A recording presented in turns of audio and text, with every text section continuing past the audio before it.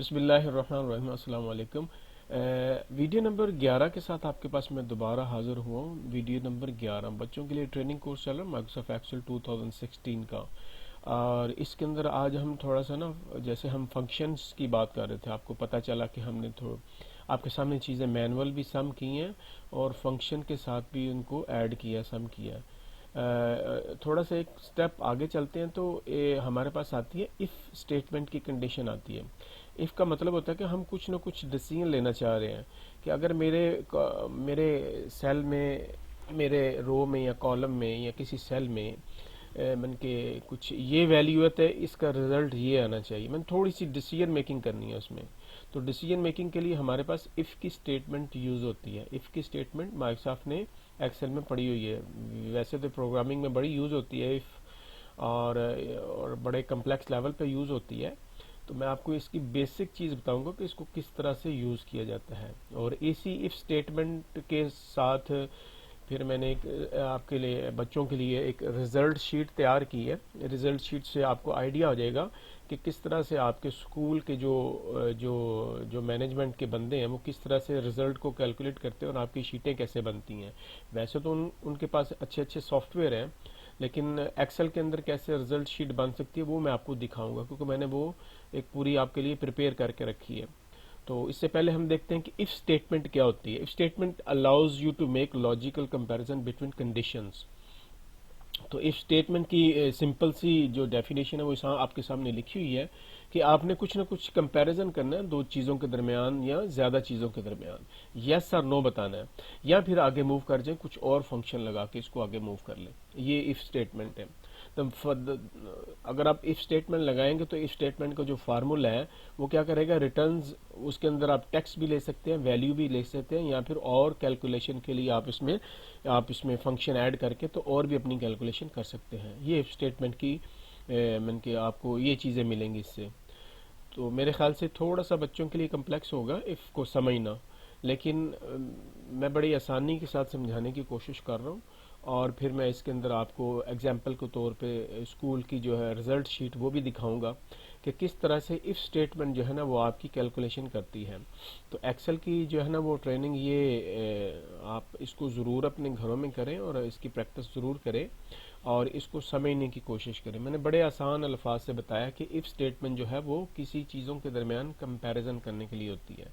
जैसे नीचे एग्जांपल दी है कि अगर मैं इफ़ का फार्मूला लगाऊं और मुझे कोई ना कोई सेल रेफरेंस देना पड़ेगा कि इस सेल रेफरेंस में अगर ये वैल्यू पड़ी हो तो उसको ट्रू कर दो या फॉल्स कर दो, उसकी जगह ये चीज़ ले आओ या ये चीज़ ले आओ, डिसीजन हम खुद बताएंगे।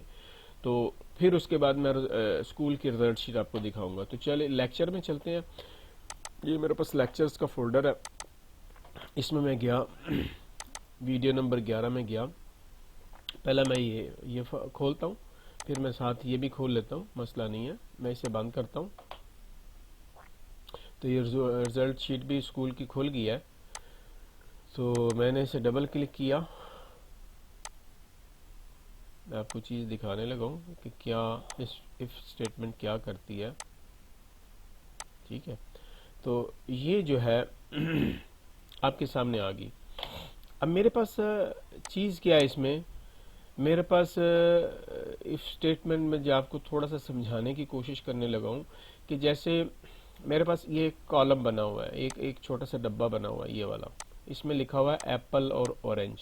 आप क्या करना चाह रहे हैं कि हम इसका जवाब लेंगे कि अगर इस कॉलम के अंदर एप्पल पड़ा हुआ है, ठीक है, इस कॉलम के अंदर एप्पल पड़ा हुआ है तो इधर ट्रू लिखा जाए, और अगर एप्पल के अलावा कोई चीज़ है इन कॉलम में तो उसकी जगह फॉल्स लिखा जाए।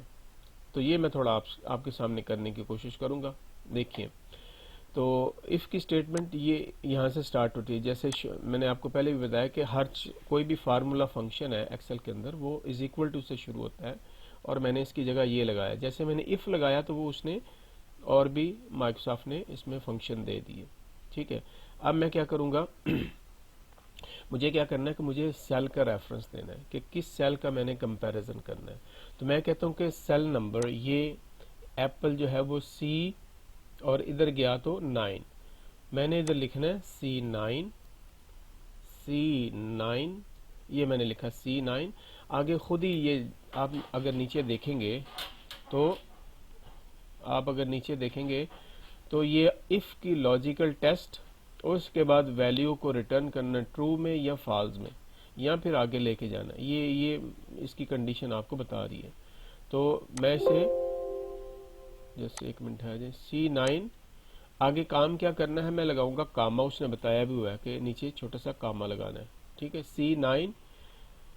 अच्छा, C9 इज इक्वल टू, मैंने क्या करना है अगर C9 के अंदर अच्छा, आपने कोई भी वैल्यू लिखनी है, टेक्स्ट को आपने डिस्प्ले करवाना है, सेम टेक्स्ट को, तो आपने कोड के अंदर लिखना है।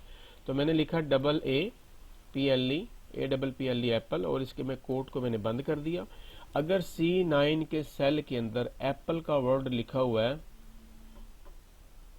C9 के अंदर एप्पल का वर्ड लिखा हुआ है, तो क्या करना है, मुझे उसको ट्रू करना है। तो मैं जैसे ये फार्मूला में ऐसे ही आपने लिखना है, फार्मूला में मैं नीचे ये कामा लगाया, और उसके बाद मुझे क्या करना है, लिखा जाए ट्रू, ओके, या फिर दूसरी कंडीशन इसकी क्या आती है, फॉल्स लिखा जाए। अगर उसमें एप्पल नहीं लिखा हुआ तो उसकी जगह फॉल्स लिखा जाए। ये मेरा छोटा सा एक फार्मूला है।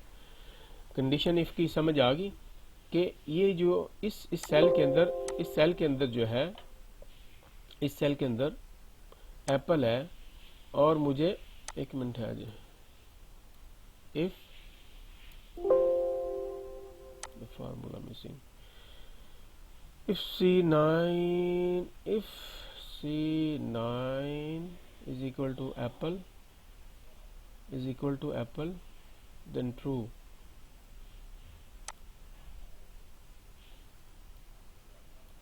If C9,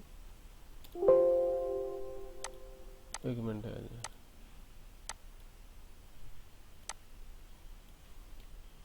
if, मैं दोबारा लिख रहा हूँ, C9 इज इक्वल टू, आपके सामने नीचे भी लिखा हुआ है आपके बताने के लिए, ताकि आपको पता चलता रहे। ये है, तो इसको मैं कर दूं ट्रू फॉल्स। ठीक है, ये एक छोटा सा मैंने स्टेटमेंट लिखा है। क्या मिसिंग हो रहा है, is equal to if C9 Apple,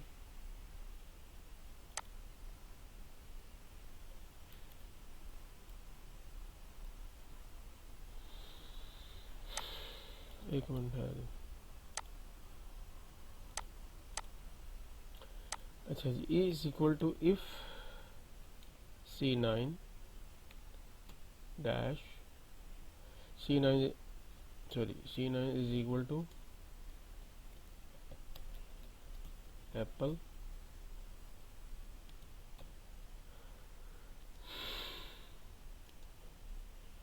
true false.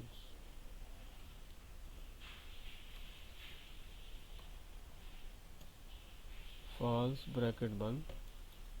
हाँ, तो ये देखिए, ये फार्मूला बन गया कि अगर इस कॉलम के अंदर ट्रू लिखा हुआ है, एप्पल लिखा हुआ है, तो इस पे आ जाए ट्रू के सही है, अदरवाइज फॉल्स आ जाए। तो मैं अगर इसी फार्मूले को नीचे ड्रैग कर लूँ थोड़ा सा, तो इस सेल में लिखा हुआ है ऑरेंज, तो ये फॉल्स आ गया। तो मैं अगर एप्पल की जगह इधर बनाना कर दूंगा, BANANA बनाना, तो फॉल्स आ गया। तो इसका मतलब है ये फार्मूला आप इस तरीके से लिख सकते हैं कि आप सेल में जो है ना इसको आगे प्रोसीड कर सकते हैं। आइए आगे, एक नंबर का आपके सामने लिखा हुआ है तो हम इसको भी देखते हैं कि ये नंबर क्या लिखा हुआ है। कि C12 के अंदर अगर 50 पड़ा हुआ है, ठीक है, अगर लेस देन C12 में 50 है, तो हमने फार्मूला क्या बनाया, ये देखे फार्मूला बनाया है कि अगर C12 के अंदर लेस देन 100 है तो उस पर लिखा जाए लेस देन 100, ठीक है, अदरवाइज उसमें लिखा जाए, दूसरा क्या है condition, greater than equal to 100, ये लिखा जाए। तो ये हम लिखते हैं इधर आपके सामने, ये मैंने इसको डिलीट किया फार्मूले को, मैं खुद से लिख रहा हूँ, इज इक्वल टू इफ, ठीक है, ब्रैकेट को किया बंद, और उसके बाद देखें C12 के अंदर, C12 के अंदर आप ये लेस देन और ग्रेटर देन का साइन यूज करना है। एक मिनट है जी, ये लेस देन, मैंने लेस देन यूज किया 100, और उसके बाद ये एक कंडीशन पूरी हो गई। आप इसमें ट्रू और फॉल्स लिखना। ट्रू का मतलब है कि मैंने कुछ डिस्प्ले करवाना है उधर, तो मैं डबल कोट में लिखूंगा कि क्या लिखूंगा, लेस देन 100, ये मैंने लिख दिया लेस देन 100। अब फॉल्स की जगह मैंने क्या लिखना है, मैंने फॉल्स की जगह लिखना है कि greater than or equal to 100।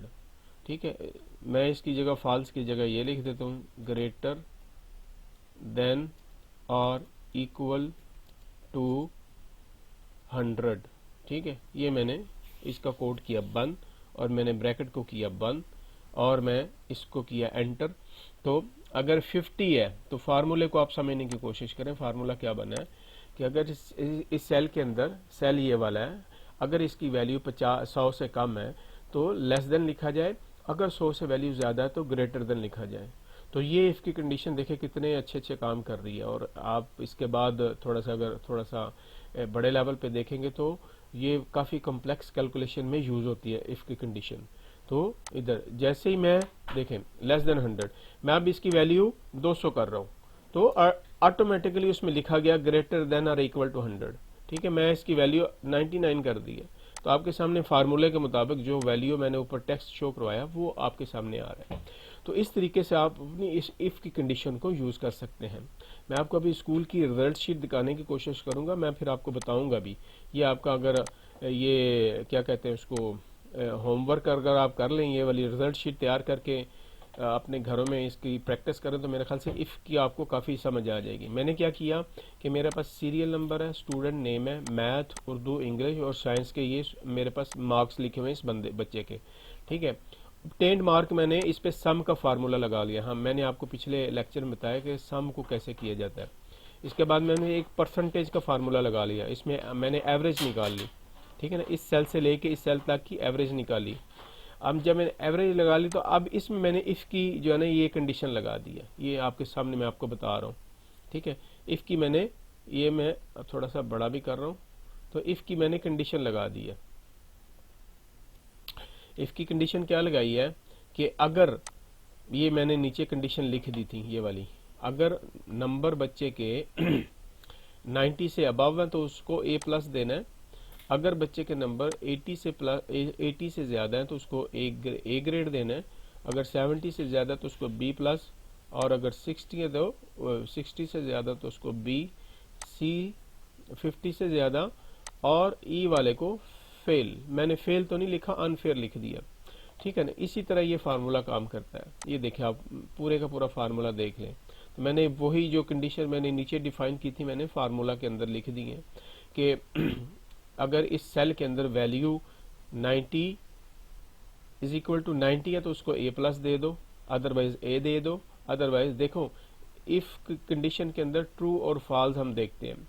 अब ये देखिए ट्रू, पहली चीज ट्रू हो गई, हम फॉल्स में दूसरी कंडीशन दे दी है, फिर फॉल्स के अंदर तीसरी, चौथी, पांचवी, और इसी तरह आपको ब्रैकेट जितनी भी इफ लगाते जाएंगे उतनी ब्रैकेट आपको बंद करनी है।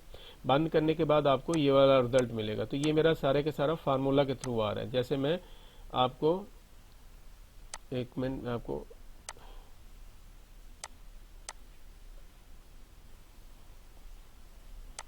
ये मैं आपको अगर नीचे से मैंने किया सेलेक्ट और इसको मैंने कर दिया डिलीट, और मैंने इसको भी नीचे से कर दिया डिलीट, तो मैं आपको, जब आपने एक फार्मूला लगा लिया तो आपको बार बार फार्मूला, जैसे मैंने आपको पहले बताया, लगाने की जरूरत नहीं। आप सिंपल फार्मूला को ड्रैग कर दें। ये मैंने ड्रैग किया तो ये आपके सामने पूरे का पूरा फार्मूला हर सेल के ऊपर अप्लाई हो रहा है। तो आपको उसकी जो है ना पूरी की पूरी रिजल्ट शीट ऑटोमेटिकली बनती नजर आ रही है। तो इस तरीके से आपके स्कूल के जो मैनेजमेंट है वो इस तरह से रिजल्ट शीट को तैयार करते हैं।